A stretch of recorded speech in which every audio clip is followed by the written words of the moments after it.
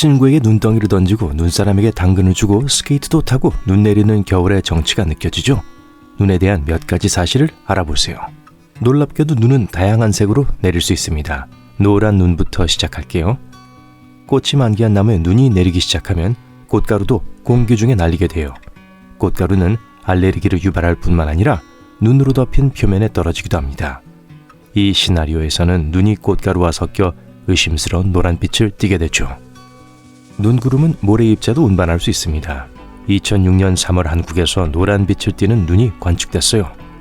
중국 북부의 사막에서 모래를 가져온 거였죠. 꽃가루는 대개 무해하지만 모래로 인한 황사는 그렇게 무해하지 않습니다. 대기 오염과 관련이 있어요.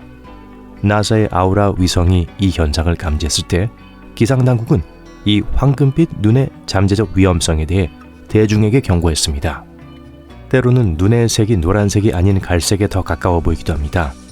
참나무와 같은 특정 나무는 껍질에 많은 타닌을 함유하고 있습니다.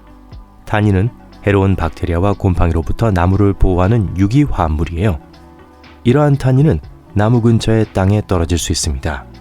그러기 위해서는 먼저 비가 내리고 비가 눈으로 바뀌어야 돼요. 습기로 인해 타닌이 흘러내리게 됩니다. 신선한 눈 위에 누워 입을 벌리고 작은 눈 조각을 먹어본 적이 있나요? 그 조각을 먹는 건 얼마나 안전할까요? 대부분의 경우 안전하지 않습니다. 하지만 눈을 먹는 분들을 위한 전문가 팁을 알려드리자면 눈을 가장 안전하게 섭취하는 방법은 깨끗하고 하얀 눈을 선택하는 거예요. 간 내린 가장 푹신푹신한 부분에 눈을 뜨세요. 길거리에서 무작위로 뿌려지는 눈은 어떤 성분을 함유하고 있을지도 모르니까요. 다음은 푸른빛이 도는 눈입니다. 흐린 날은 더 어두운 그림자를 만들죠. 눈은 모든 색 파장을 흡수합니다. 거의 모든 색 파장을요. 파란색을 완전히 흡수할 수는 없어요. 결론은 기상 조건으로 인해 푸른빛이 도는 눈이 형성된다는 겁니다. 눈송이는 얼음 결정으로 구성되어 있기 때문에 실제로 반투명합니다. 이 결정은 빛을 반사해요. 그렇기 때문에 일반적인 경우 눈이 우리 눈에 하얗게 보이는 거예요. 회색과 검은색 눈도 존재합니다. 도로 근처에 흙이 섞인 녹은 눈을 말하는 게 아니에요. 지금 말하는 건 화산에서 나오는 먼지로 만들어진 눈입니다. 하지만 이국적인 그을음, 화산재 또는 자동차 배기가스로도 만들 수 있어요. 이런 종류의 눈은 더럽습니다. 먼지나 기름진 냄새가 날 수 있어요. 색이 석유 화학물질에서 비롯된 것이라면 독성이 있을 수 있습니다. 다음은 수박눈입니다. 그 이름은 눈의 붉은색과 초록색에서 유래됐어요. 다른 컬러 버전과 달리 달콤하고 과일향이 나는 것이 특징입니다. 다양한 종류의 조류와 박테리아가 수박눈을 만들어내요. 고산과 해안 극지방에서 여름에 볼 수 있기 때문에 운이 좋으면 볼 수 있습니다. 초록색은 엽록소에서, 붉은색은 아스타잔틴에서 나옵니다. 아스타잔틴은 일종의 색소예요. 재밌는 사실 하나, 플라밍고, 개, 연어와 같은 일부 동물도 이 색소에서 색을 얻습니다. 이 현상은 생태학적으로 매우 중요해요. 눈이 녹으면 물에 섞여 생물들의 먹이가 되기 때문이죠. 눈은 다양한 색상뿐만 아니라 다양한 모양으로도 올 수 있습니다. 예를 들어 눈 롤러를 들 수 있어요. 제 눈에는 마치 누군가가 아이스크림 스쿱을 땅속으로 끌고 가는 것처럼 보이는데요. 스노우 롤러는 드문 현상입니다. 형성되려면 특정 조건이 필요하거든요. 바람이 있어야 하지만 너무 강하지 않아야 합니다. 일반적으로 시속 50km 정도면 충분해요. 또 눈의 양에 따라 달라집니다. 눈이 내려야 하고 눈이 얼마나 강하게 내리는지도 또 다른 문제죠. 스노우 롤러는 바위나 나무 같은 장애물이 없는 탁 트인 대초원이나 언덕에서 발생합니다. 두 개의 분리된 눈층이 합쳐진 거예요. 첫 번째 층은 지면에 떨어진 기존의 눈입니다. 두 번째 층은 새로 내린 눈이고요. 아이스링크 꼭대기에서 눈이 흘러내리는데 아래쪽에는 눈이 붙지 않는다고 상상해 보세요. 그런 다음 바람을 타고 내려오는 눈은 끈적끈적한 상태로 이동합니다. 롤러가 움직이면서 계속 커지고요. 바람이 불고 언덕을 굴러 내려갈 기회가 있다면요.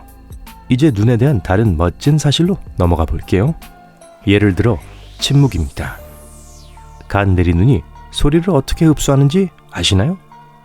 특히 번잡한 도시에 살고 있다면 더욱 조용한 분위기를 느낄 수 있을 거예요. 눈이 말 그대로 음파를 흡수하는 거죠. 상업용 흡음 제품이라고 생각하면 됩니다. 얼음이 녹았다가 다시 얼면 상황이 달라져요. 그러면 얼음이 음파를 반사합니다. 그 결과 소리가 더 멀리 전달되고요. 게다가 더 선명해집니다. 눈을 즐기는 것은 우리뿐이 아닙니다. 일부 원숭이 종도 우리만큼이나 눈을 좋아한다고 해요. 일본 원숭이 또는 스노우 원숭이도 눈덩어리를 만들어 가지고 놀아요. 어린 원숭이들은 특히 눈을 좋아합니다. 서로의 눈덩이를 훔쳐서 다시 되찾기 위해 싸우기도 합니다. 눈보라 또 뭐가 있나요? 저는 눈과 관련된 단어 몇 개 정도를 셀 수 있지만 예를 들어 이누이트어에는 눈과 관련된 단어가 수십 개나 있습니다. 스코틀랜드에서는 눈과 관련된 단어가 421개나 돼요. 예를 들어 스켈프는 큰 눈송이고 언브락은 해빙의 시작을 의미합니다. 눈은 어떤 관점에서 추위와 저체온증의 위험이 떠오르지만 다른 관점에서는 동물의 굴이나 인간의 이글루를 생각할 수도 있어요. 우리는 눈을 추위와 연관시키지만 눈은 몸을 따뜻하게 해줍니다. 눈은 90% 이상이 갇힌 공기로 구성되어 있기 때문에 완벽한 단열재예요. 눈 자체에 대해 이야기했지만 눈송이는 어떨까요? 눈송이의 모양은 주변 공기 온도에 따라 달라집니다. 연구자들이 눈송이를 조사한 결과 섭씨 2도 정도에서 길고 얇은 바늘 모양의 얼음 결정이 형성된다는 사실을 발견했어요. 또한 다양한 온도에서 채취한 다른 얼음 결정 샘플도 조사했습니다. 섭씨 -5도와 같이 낮은 온도에서는 눈 결정이 평평하고 접시 모양으로 나타나요. 눈송이는 6개의 팔 또는 수지상 구조의 얼음 결정으로 나타날 수도 있고, 이는 다시 각 눈송이를 둘러싼 온도 변화에 따라 달라집니다. 똑같은 눈송이는 하나도 없다는 말을 들어보셨을 거예요. 눈송이 카탈로그가 이 이론을 뒷받침합니다. 한 화학교육자는 30가지가 넘는 다양한 종류의 눈송이를 발견했어요. 눈송이는 기둥, 평면, 테두리, 불규칙 등으로 분류됩니다. 이렇게 다양한 이유는 각 눈송이가 땅에 떨어지는 경로가 다르기 때문이에요. 각각의 눈송이는 지상으로 떨어지는 과정에서 조금씩 다른 대기 조건에 직면하게 됩니다. 모든 눈송이에 육면이 있는 것은 확실하지만 1988년 한 과학자가 동일한 눈송이 2개를 발견했어요. 눈송이들이 서로 같을 수 있다는 게 밝혀진 거예요. 사막에서도 눈을 볼 수 있습니다. 네, 아주 모순적으로 들릴 수 있을 거예요. 언뜻 보기에 사막이라고 하면 뜨거운 모래, 선인장, 허무함을 떠올리는데 익숙해져 있으니까요. 그런데 데스밸리나 사하라 사막에서는 가끔 눈을 볼 수 있어요. 실제로 2022년 1월에는 사하라 사막의 일부 지역이 하얀 담요로 덮이기도 했습니다. 항상 이런 일이 일어날 가능성은 낮지만 전혀 불가능한 건 아니에요. 어떤 밤에는 사막의 기온이 낮아지기 때문입니다. 눈이 내리려면 추운 기온과 습한 공기 2가지가 필요한데요. 사하라 사막은 이 2가지 조건을 모두 충족합니다. 보너스 정보, 가장 높은 눈의 길이는 얼마나 될까요?